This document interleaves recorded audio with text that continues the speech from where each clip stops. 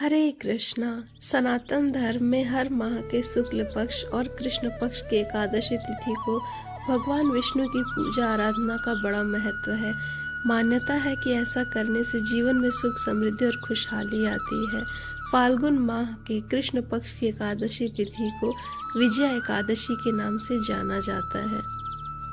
हिंदू पंचांग के अनुसार विजया एकादशी तिथि की शुरुआत 6 मार्च को सुबह 6:30 पर होगी और 7 मार्च को सुबह 4:13 पर समाप्त होगी। इसलिए उदया तिथि के अनुसार 6 मार्च 2024 को ही विजया एकादशी का व्रत रखा जाएगा।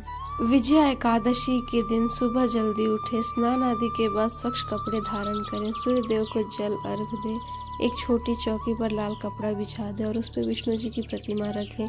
विष्णु जी को फल, फूल, धूप, दीप आदि अर्पित करें।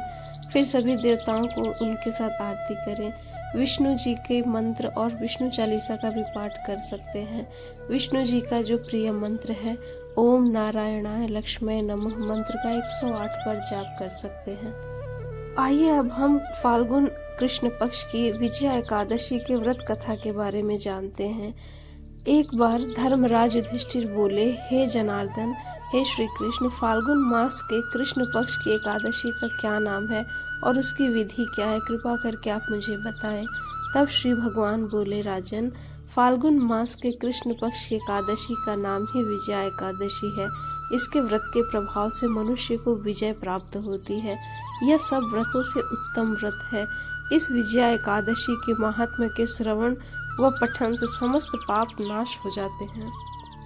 एक समय देवर्षि नारद जी ने जगत पिता ब्रह्मा जी से कहा, हे प्रभु, आप मुझसे फाल्गुन मास के कृष्ण पक्ष की एकादशी का विधान कहिए। तब ब्रह्मा जी ने कहा, नारद, विजया एकादशी का व्रत पुराने तथा नए पापों का नाश करने वाला है। इस विजया एकादशी की विधि मैंने आज तक किसी को भी नहीं कही। यह समस्त मनुष्यों को विजय प्रदान करती है। त्रेता युग में मर्यादा पुरुषोत्तम श्री रामचंद्र जी को जब 14 वर्ष का वनवास हो गया, तब वे श्री लक्ष्मण और सीता जी सहित पंचवटी में निवास करने लगे। वहां पर दुष्ट रावण ने जब सीता जी का हरण किया, तब इस समाचार से श्री रामचंद्र जी तथा लक्ष्मण जी अत्यंत व्याकुल हुए और सीता जी की खोज में चल दिए। घूमते घूमते जब वे मरणासन जटायु के पास पहुंचे तो जटायु उन्हें सीता जी का वृत्तांत सुनाकर स्वर्ग लोक चले गए। कुछ आगे जाकर उनकी सुग्रीव से मित्रता हुई और बाली का वध किया। हनुमान जी ने लंका में जाकर सीता जी का पता श्री रामचंद्र जी वानर सेना सहित सुग्रीव की सम्मति से लंका को प्रस्थान किए। जब श्री रामचंद्र इस समुद्र के किनारे पहुंचे, तब उन्होंने मगरमच्छ आदि से युक्त उस अगाध समुद्र को देखकर लक्ष्मण से कहा कि इस समुद्र को हम किस प्रकार पार कर सकेंगे। तब लक्ष्मण जी ने कहा, हे प्रभु, आप आदि पुरुष हैं, सब कुछ जानते हैं। यहाँ से आधा योजन दूर पर कुमारी द्वीप में वकदालभ नाम के मुनि रहते हैं। उन्होंने अनेक ब्रह्मा देखे हैं। आप उनके पास जाकर इसका उपाय पूछिए। लक्ष्मण जी के इस प्रकार के वचन सुनकर श्री राम जी वकदालभ ऋषि के पास गए और उनको प्रणाम करके बैठ गए। मुनि ने भी उनको मनुष्य रूप धारण किए हुए परम पुरुषोत्तम समझकर उनसे पूछा, हे राम, आपका आना कैसे हुआ। रामचंद्र जी कहने लगे कि हे ऋषि, मैं अपनी सेना सहित यहाँ आया हूँ। राक्षसों को जीतने के लिए लंका जा रहा हूँ। आप कृपा करके समुद्र पार करने का कोई उपाय बतलाइए। मैं इसी कारण आपके पास आया हूँ।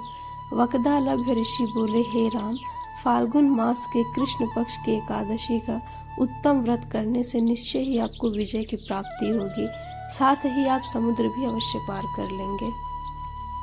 इस व्रत की विधि यह है कि दशमी के दिन स्वर्ण, चांदी, तांबा या मिट्टी का एक घड़ा बनाएं।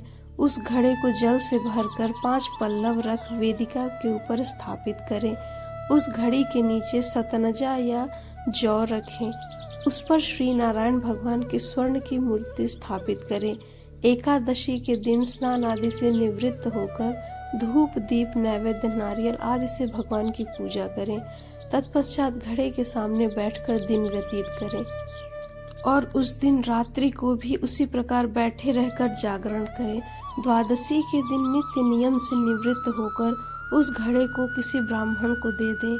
हे राम, यदि तुम भी इस व्रत को सेनापतियों सहित करोगे तो तुम्हारी विजय अवश्य होगी। श्री रामचंद्र जी ने ऋषि के कथनानुसार इस व्रत को किया और इसके प्रभाव से दैत्यों पर विजय पाई।